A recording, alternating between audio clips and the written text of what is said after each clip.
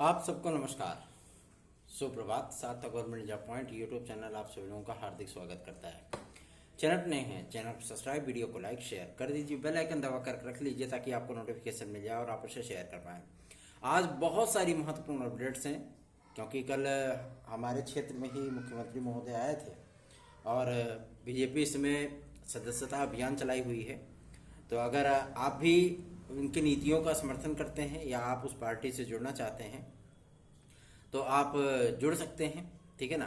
और मैं आपको इस चीज़ के लिए आपका आह्वान करता हूं कि अगर आप जुड़ना चाहें तो जुड़ सकते हैं, कोई बाउंडेशन नहीं है, ज़बरदस्ती नहीं है भैया। अगर जुड़ना चाहो तभी जुड़ो। तो इस कार्यक्रम की शुरुआत क्योंकि मुख्यमंत्री महोदय हमारे फूलपुर क्षेत्र में थे और बहुत सारी चीज़ें, उनसे मुलाकात भी हुई, उनको ज्ञापन भी दिए गए और उनसे आशीर्वाद भी प्राप्त किया गया। और चूंकि हम सभी लोग पार्टी के कार्यकर्ता हैं तो जाहिर सी बात है वो जिम्मेदारियां भी, क्योंकि हमारे ही क्षेत्र में उपचुनाव भी है, तो वो सारी चीज़ें हम लोगों को उपलब्ध कराई गई। तो आप लोगों से मैं काफ़ी सारे महत्वपूर्ण मुद्दों पर बातचीत करने आया हुआ हूँ और आप सभी लोगों से यही विनम्रतापूर्वक रिक्वेस्ट करूँगा कि चैनल को जितना अधिक आप सपोर्ट कर सकते हैं उतना अधिक सपोर्ट करिए और अधिक से अधिक लोगों में वीडियोस को शेयर किया करिए, क्योंकि आप सभी लोगों का एक समर्थन हम सभी लोगों के मन में, तन में ऊर्जा का संचार कर देता है। चलिए खबरों की शुरुआत कर लेते हैं। जैसा कि आप सभी लोगों को पता था कि मुख्यमंत्री महोदय प्रयागराज की एजुकेशन वाली धरती पर आ रहे हैं, तो जाहिर सी बात है कुछ ना कुछ उसका एडवांटेज तो मिलेगा ही मिलेगा। और माहौल अगर चुनावी हो तो जाहिर सी बात है कि हमारे फूलपुर क्षेत्र में तो उतने तैयारी करने वाले विद्यार्थी नहीं रहते, लेकिन वो भी तो प्रयागराज का ही हिस्सा है ना। और सभी विधानसभा क्षेत्रों में से एक विधानसभा क्षेत्र हमारा फूलपुर और संसदीय क्षेत्र भी आता है, दोनों है, ठीक है ना। तो वहाँ पे उनसे इन सारी चीज़ों की अपेक्षाएं हम लोगों की थी भी, इसलिए हम लोग उनका बेसब्री से इंतजार कर रहे थे और बातचीत भी हुई और सारी चीज़ें उन्होंने एक्यूरेट रखी भी। शिक्षा सेवा चयन आयोग में जो चीज़ें आप लोगों की होने चल रही हैं, क्योंकि अध्यक्ष महोदय आज कार्यभार आज ग्रहण कर लेंगी और उसके बाद तुरंत ही टीजीटी पीजीटी 2022, 2016, 2021 सब पे निर्णय हो जाएगा, ठीक है ना। अभी आज की डेट भी लगी है, उसके बारे में बाद में चर्चा करेंगे। पहले उन मुद्दों पर चर्चा कर लें जिसके लिए विद्यार्थी परेशान रहते हैं। तो अभी आप लोगों को लगभग 19,500 पदों पर एक नई टीजीटी पीजीटी की वैकेंसी देखने के लिए मिलेगी, ठीक है। इसका विज्ञापन नवंबर या दिसंबर के प्रथम सप्ताह में जारी होगा, ठीक। टीजीटी पीजीटी का नया विज्ञापन। असिस्टेंट प्रोफेसर के लगभग 1400 पदों पर आप लोगों को नया विज्ञापन जनवरी या फरवरी महीने में देखने के लिए मिल सकता है, ठीक। यूपीटीईटी का विज्ञापन 15 अक्टूबर के पहले आएगा, ये भी चीजें क्लियर है, ठीक है ना। और टीजीटी पीजीटी 2022 में लगभग 4500 पद और ऐड किए जाएंगे, ये कंफर्म हो गया है, क्लियर हो गया है, ठीक है। अब किस विषय के खाते में कितने पद आते हैं, किस वर्ग के खाते में कितने पद आते हैं, ये सारी चीजें आपकी जो है वो एक्यूरेट रखी जाएंगी, परफेक्ट रखी जाएंगी। और मैं आप लोगों को बता दूं कि जो रिजर्वेशन है, ठीक है ना, जो आरक्षण है, हालांकि मेरा इससे कुछ लेना लादना नहीं है, लेकिन रिजर्वेशन विद्यार्थियों को फाइनल मेरिट में ना प्रोवाइड करके जो परीक्षाएं होंगी उनके शुरुआती चरण में ही उनको उपलब्ध कराया जाएगा, ठीक है ना। अगर वो किसी चीज़ का एडवांटेज ले लेते हैं पहले, जैसे आयु सीमा की छूट प्राप्त कर लेते हैं या जो है किसी अन्य प्रकार का कोई लाभ प्राप्त कर लेते हैं, तो इन सारी चीज़ों का भी मेंशन बाकायदा नियमावली में किया गया है, ठीक है ना। और इससे एक स्वस्थ कंपटीशन का निर्माण होगा, जहां तक कि विचारविदों का कहना है कि एक स्वस्थ कंपटीशन का निर्माण होगा कि अगर कहीं विद्यार्थी रिजर्वेशन से लाभान्वित नहीं है तो उसको फाइनल मेरिट में जगह दी जाएगी, मतलब उसको लाभ फाइनल मेरिट में दिया जाएगा। लेकिन अगर शुरुआती चरण में ही वो कहीं ना कहीं उस रिजर्वेशन का लाभ लेकर के उस दौर तक पहुंचा है तो उसको उस चीज़ का लाभ नहीं दिया जाएगा, ठीक है, अच्छी बात है। और साथ ही साथ एक नई प्राथमिक शिक्षक भर्ती का तो अभी कोई जिक्र नहीं है, लेकिन आप लोगों को संस्कृत माध्यमिक विद्यालय, जूनियर, एडेड जूनियर और नई टीजीटी पीजीटी की वैकेंसी, प्राविधिक विद्यालय और टेक्निकल विद्यालयों सहित लगभग 60,000 पदों का नया विज्ञापन देखने के लिए मिलेगा, जो कि प्रक्रिया आप लोगों की 2025 तक पूरी चलेगी, ठीक है ना। ऐसा नहीं कि बस 4 महीने के भीतर सारे विज्ञापन आ गए, सारी परीक्षाएं होंगी, फटाफट रिजल्ट आ गया, फटाफट नियुक्ति हो गई, ऐसा नहीं होता है। ये पूरा उन्होंने स्ट्रेटेजी जो है वो 2027 तक का पूरा टारगेट दिया है कि हम 2 वर्ष के भीतर इतनी भर्तियां करेंगे, ठीक है ना, क्योंकि चुनावी सीजन है। तो अगर आपकी टीजीटी पीजीटी की नई वैकेंसी आती है तो ऐसा नहीं कि 2026-27 में कोई वैकेंसी नहीं आएगी, लेकिन 2024 का भी विज्ञापन तो जारी होना अत्यंत आवश्यक है ना। तो इसके लिए आप लोगों को ज़्यादा संकोच करने की आवश्यकता नहीं पड़ेगी। ठीक, पहला। दूसरा ये कि टीजीटी पीजीटी 2022 में लगभग 13.5 लाख आवेदन है। तो ऐसा नहीं है कि परीक्षाएं आप सभी लोगों की 4 शिफ्ट में हो जाएंगी। ये परीक्षा आप सभी लोगों की लगभग 8 शिफ्ट में कराई जाएगी। ठीक है ना, 8 शिफ्ट मतलब 4 दिन ये कंटिन्यू पेपर चलेगा। अब पहली बार आप सभी लोगों को शिक्षा सेवा चयन आयोग में नॉर्मलाइजेशन की प्रक्रिया देखने के लिए मिलने वाली है। ठीक, नॉर्मलाइजेशन की प्रक्रिया पहली बार आ रही सामने, तो इससे बहुत से विद्यार्थियों को समझ में नहीं आएगा। हालांकि इसका प्रेजेंटेशन अधिकारियों ने दे दिया है कि किस तरीके से हम चीज़ों को लेकर के चलेंगे। और नियमावली सबसे बड़ी चीज़ ये है कि जो आपकी टीजीटी पीजीटी की नियमावली बनाई गई है, जो प्राथमिक शिक्षक भर्ती की नियमावली बनाई गई, जो एडेड जूनियर की बनाई गई, जूनियर की बनाई गई है, उस नियमावली को एकदम स्पष्टतः बनाया गया है। कहीं भी किसी भी प्रकार के शब्दों का जो है हेर फेर या उलझाऊपन नहीं है। ठीक, एक सामान्य सा विद्यार्थी भी अगर उस नियमावली को पढ़ेगा तो बाकायदा समझ सकता है कि हाँ, इस नियमावली में क्या कहा गया है। ठीक है ना, कहीं भी ऐसे शब्दों का इस्तेमाल नहीं किया गया है जहाँ पे विद्यार्थी जो है चकरगिन्नी बन करके अनएलिजिबल विद्यार्थी भी एलिजिबिलिटी के दौर में अपना आवेदन कर दे, बाद में वो अनएलिजिबल हो जाए, जब वो मेहनत करके नौकरी हासिल कर ले, पता लगे कि नियुक्ति ही नहीं हो पाएगी। ठीक है ना, तो आप लोगों को मैं बताना चाहता हूँ कि किसी भी तरीके से आप लोगों को अगर एक जॉब हासिल करनी है तो अब चूंकि तीव्र गति से आगे बढ़ेगा आपका आयोग। और सबसे बड़ी चीज़ यह है कि आपकी टीजीटी पीजीटी और असिस्टेंट प्रोफेसर जो वैकेंसी आपकी क्लियर होनी चाहिए, फाइनल होनी चाहिए, ये फास्ट ट्रैक पर रखी जाएगी। विदिन 5 मंथ इसको कंप्लीट करने का टारगेट है। ठीक, तो ये तो आप समझ सकते हैं कि आप लोगों की टीजीटी पीजीटी तो इसी वर्ष हो जाएगी और उसका परिणाम भी जारी हो जाएगा और नियुक्तियां भी आप सभी लोगों को जनवरी फरवरी तक मिल जानी है। तो अगर आप ये चाहते हैं कि आपके पास एक गवर्नमेंट जॉब हो तो जाहिर सी बात है कि आप लोगों को बेहतरीन तैयारियां करने की आवश्यकता है। ठीक है, और जो अगली अपडेट है आप सभी लोगों की वो है एज रिलैक्सेशन को लेकर के।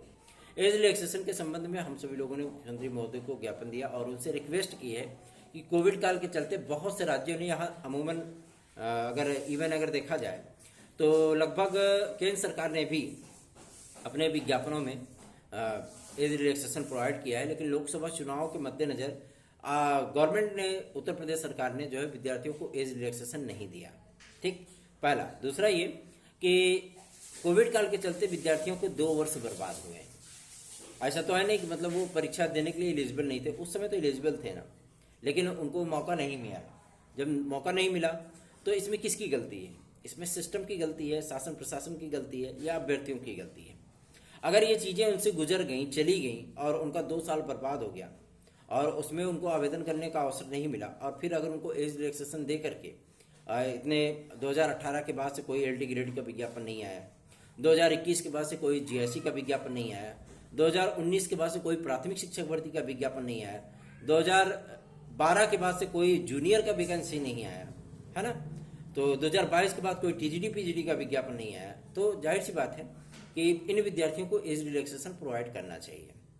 और इस पर मुख्यमंत्री महोदय ने एकदम स्पष्ट बोल दिया है कि विज्ञापन में नियम और शर्तों को ध्यान में रखते हुए, आयोगों की नियमावलियों को ध्यान में रखते हुए, आयोगों के अधिकारियों से वार्ता करने के उपरांत जो चीज़ें हमारे प्रयास में होंगी, जो चीज़ें सुगमता पूर्वक चली जाएं कि विद्यार्थी उसको लेकर के कोर्ट ना जाए और किसी प्रकार से न्याय विभाग के अधिकारियों को भी दिक्कतों का सामना ना करना पड़े, इन सारी चीज़ों का कंक्लूजन करने के बाद विद्यार्थियों को एज रिलैक्सेशन सुविधा के अनुसार, ताकि ना तो किसी प्रकार की नियमावली का अतिक्रमण हो, ना तो किसी प्रकार के रिजर्वेशन का अतिक्रमण हो, ना ही किसी प्रकार के विद्यार्थियों का अहित हो, इन सारी चीज़ों को ध्यान में रखते हुए विद्यार्थियों को एज रिलैक्सेशन प्रोवाइड किया जाएगा।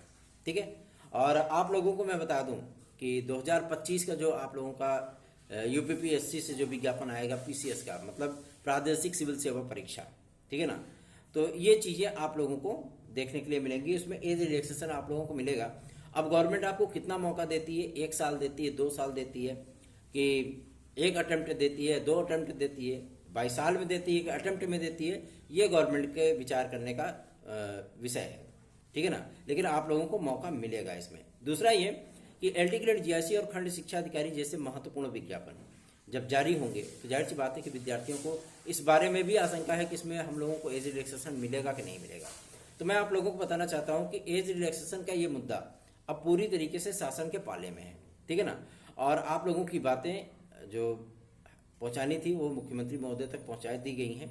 विद्यार्थियों ने भी बहुत से विधायकों से मिल करके भी इन सारी चीज़ों को मुख्यमंत्री महोदय तक पहुंचवाया था, और हम सभी लोगों ने भी बहुत सारी ईमेल्स और जो है ज्ञापन आज प्रस्तुत किए हैं। और सबसे बड़ी चीज़ यह है कि इसमें डायरेक्टली उन्होंने इस चीज़ को स्पष्ट बोल दिया है कि अधिकारियों से हम लोगों ने पूरी सारी चीज़ों का लेखा जोखा प्राप्त कर लिया है, और विद्यार्थियों को वो चीज़ें प्रोवाइड की जाएंगी ताकि किसी भी प्रकार की असुविधा ना तो आयोग को हो, ना तो नियमावली में कोई परिवर्तन करना पड़े, और ना ही किसी प्रकार के रिजर्वेशन वाले विद्यार्थियों को दिक्कत हो। ठीक है। अब एज रिलैक्सेशन प्राप्त करने वाले जो विद्यार्थी हैं, जाहिर सी बात है को अनरिजर्व कैटेगरी के तो केवल विद्यार्थी होंगे नहीं, होंगे तो सभी वर्गों के होंगे ना, है ना, चाहे वो एससी हो, चाहे ओबीसी हो, चाहे एसटी हो, सभी वर्गों के विद्यार्थी उसमें आएंगे। तो इन सारी चीज़ों का बाकायदा प्रेजेंटेशन लेने के बाद आप लोगों को आगामी विज्ञापनों में उत्तर प्रदेश लोक सेवा आयोग के माध्यम से भी ये चीज़ें देखने के लिए मिल सकती हैं।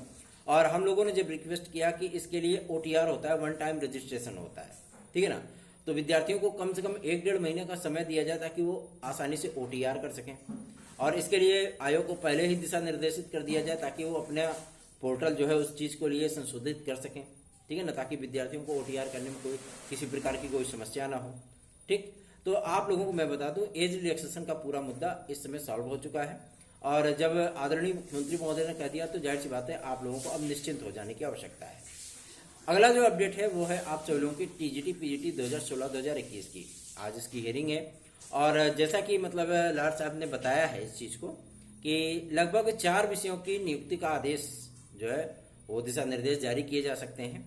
अब ये 4 विषय कौन से हो सकते हैं ये तो देखने वाली बात होगी, क्योंकि विद्यार्थी अभी जुड़ रहे हैं तो फटाफट आप सभी लोग जुड़िए, क्योंकि ये आप लोगों के लिए लास्ट अपॉर्चुनिटी है और गोल्डन अपॉर्चुनिटी है, ठीक है ना। आज देखते हैं कोर्ट में क्या चीज़ें हो सकती हैं, ठीक है, क्योंकि याचिका हमारी अपनी है, तो जाहिर सी बात है कि विद्यार्थियों के हितों की रक्षा करना यह हमारा परम दायित्व भी है। ठीक, जिसमें आप लोगों को चिंता करने की आवश्यकता नहीं है। जो विद्यार्थी जुड़ना चाहते हैं उस सोच में ना रहें कि मतलब चलो 2-4 दिन बाद देखते हैं या 10 दिन बाद देखते हैं, फिर तो जाहिर सी बात है आपके हाथ से वो मौके निकल जाएंगे। आप 9721411385 इस व्हाट्सएप नंबर पर संपर्क करके तत्काल जुड़ जाइए अगर जुड़ना चाहते हैं तो, ठीक है ना। चलिए आगे बढ़ते हैं। आज जो भी अपडेट निकलेगी कोर्ट से वो आप लोगों को इस चैनल पे प्रोवाइड की जाएगी। अगर मैं शाम की वीडियो में आया तो जाहिर सी बात है शाम को ही आप लोगों को बता दूंगा, और नहीं तो कल सुबह में आप सभी लोगों को इन सारी चीज़ों की अपडेट दी जाएगी, ठीक है। तो आप लोगों को परेशान होने की आवश्यकता नहीं है। वैसे अमूमन मैं बताना चाहता हूँ कि जो शुरुआती जो विषय होंगे वो हिंदी होगा, संस्कृत, गणित, सामाजिक विज्ञान, अंग्रेजी, ये विषय आप सभी लोगों के आ सकते हैं, क्योंकि इनमें याचियों की भी संख्या ज़्यादा है और इनमें जो है पदों की संख्या भी ज़्यादा है। तो पहली नियुक्ति इन्हीं विद्यार्थियों की होगी, और इसके लिए दिशा निर्देश आज कोर्ट से जारी किए जा सकते हैं। शिक्षक दिवस के अवसर पे आप सभी लोगों को ये गोल्डन अवसर जो है उपलब्ध हो पाएगा, तो ये हमारा भी अहो सौभाग्य ही होगा। चलिए आगे बढ़ते हैं। अब बात करेंगे एक और महत्वपूर्ण मुद्दे को लेकर के, जो कि संबंधित है आपका UPSSC। UPSSC के लिए तो वैसे भी मुख्यमंत्री महोदय बोल चुके हैं कि हम 40,000 नियुक्तियाँ इसमें से देंगे, ठीक है ना। और 40,000 नियुक्तियाँ तभी दे पाएंगे जब भैया कम से कम रिजल्ट हुआ तो जारी करो, तब तो नियुक्ति दोगे, है ना। तो UPSSC की कार्यप्रणाली को लेकर के भी शिकायत मुख्यमंत्री महोदय से की गई, और उन्होंने इस बात को स्पष्ट कर दिया है कि 31 दिसंबर के पहले पहले UPSSC के अंदर जितनी भी पेंडिंग प्रक्रियाएं चल रही हैं, ठीक है ना, चाहे वो रिजल्ट हो, चाहे परीक्षा हो, चाहे इंटरव्यूज हो, सारी चीज़ों को क्लियर करके हम नियुक्ति दे देंगे 31 दिसंबर के पहले पहले। ठीक, तो अभी तो अध्यक्ष भी नहीं आए वहाँ पे, तो जो कार्यप्रणाली अपना रखा है, क्योंकि UPSSC की अच्छी खासी शिकायत हुई है, ठीक है ना, ये प्रक्रियाएं इनकी विलंबित हो जाती हैं। विद्यार्थी आवेदन करने के बाद भूल जाते हैं कि हमको किस चीज़ का पेपर देना है, और पेपर 3 साल 4 साल बाद अगर होता है तो पता लगे कि मतलब रिजल्ट ही गायब है। तो ऐसी परिस्थितियों में विद्यार्थी वो उम्मीदें छोड़ देते हैं कि हमको यहाँ पे नौकरी मिलेगी भी, ठीक है ना। तो ऐसी परिस्थितियाँ उत्तर प्रदेश, ऐसा नहीं है कि मतलब अन्य राज्यों में भी ऐसी चीज़ें होती, केवल उत्तर प्रदेश में ही ऐसा क्यों होता है। इस पर मुख्यमंत्री महोदय ने स्पष्ट कर दिया है कि आयोग की कार्यप्रणाली को बहुत जल्दी सुधार दिया जाएगा, और नवनियुक्त अधिकारियों के जिम्मे ये आयोग रखा जाएगा, और फास्ट ट्रैक पे इनकी भर्तियों को रखा जाएगा। परीक्षा कैलेंडर बनाने पर इनकी प्रायोरिटी होगी, उसी परीक्षा कैलेंडर को ये फॉलो करेंगे, और जो भी भर्तियाँ, जो भी विज्ञापन, जो भी परीक्षाएं, जो भी रिजल्ट सारी चीज़ों को ये मेंशन करेंगे कि हमको इस विज्ञापन को इस तारीख पे जारी करना है, तारीख पे हमको एग्जाम कराना है, इस तारीख पे परिणाम जारी करना है। जब तक आयोग, क्योंकि आयोग बनता है, अब बोर्ड बने तो ठीक है भैया, चलो माध्यमिक शिक्षा सेवाचयन बोर्ड था वो अलग चीज़ है, लेकिन जब आयोग बन गया तो आयोग को कैलेंडर बना करके ही एग्जाम शेड्यूल देना चाहिए, ताकि विद्यार्थी भी आश्वस्त रहे कि हाँ हमारा फलानवा विज्ञापन फलानवा तारीख पे आएगा और इस तारीख पे हमारा पेपर होगा। तो ऑलरेडी जो है वो अगर 1 जनवरी को आप लोगों का विज्ञापन, आप लोगों का परीक्षा शेड्यूल जारी हो रहा है, तो विद्यार्थियों को 31 दिसंबर तक पूरी सारी चीज़ें प्रोवाइड कर दी जाए कि 12 महीने का पूरा शेड्यूल है हमारे पास, ये दे दिया, इस तारीख पर हम विज्ञापन देंगे, इस तारीख पर हम परीक्षा कराएंगे और ये तारीख आपकी संभावित जो है रिजल्ट की होगी। तो अच्छी बात है कि उत्तर प्रदेश लोक सेवा आयोग, उत्तर प्रदेश अधीनस्थ सेवा चयन आयोग, उत्तर प्रदेश शिक्षा सेवा चयन आयोग, ये तीनों आयोग आप सभी लोगों के वो परीक्षा कैलेंडर बना करके ही अपना कार्य करेंगे। ये तो बहुत अच्छी बात है, ये बातें स्पष्ट हो गई हैं। अगली जो अपडेट है वो है आपकी जूनियर शिक्षक भर्ती की, क्योंकि जब हमने इस बारे में बातचीत की थी तो उन्होंने इस बात को भी स्पष्ट कर दिया कि जूनियर की भर्ती, हमने कहा सर 2012 के बाद जब अखिलेश यादव मुख्यमंत्री थे उस समय 29,334 गणित विज्ञान शिक्षकों की भर्ती हुई थी। उसके बाद क्या गणित विज्ञान शिक्षकों की ही कमी थी, है ना? हिंदी, संस्कृत, सामाजिक विज्ञान, भूगोल, कृषि, इन सभी विषयों की आवश्यकता नहीं होती, भाषा शिक्षकों की जरूरत नहीं पड़ती, अंग्रेजी के विषय के अध्यापकों की आवश्यकता नहीं पड़ती है।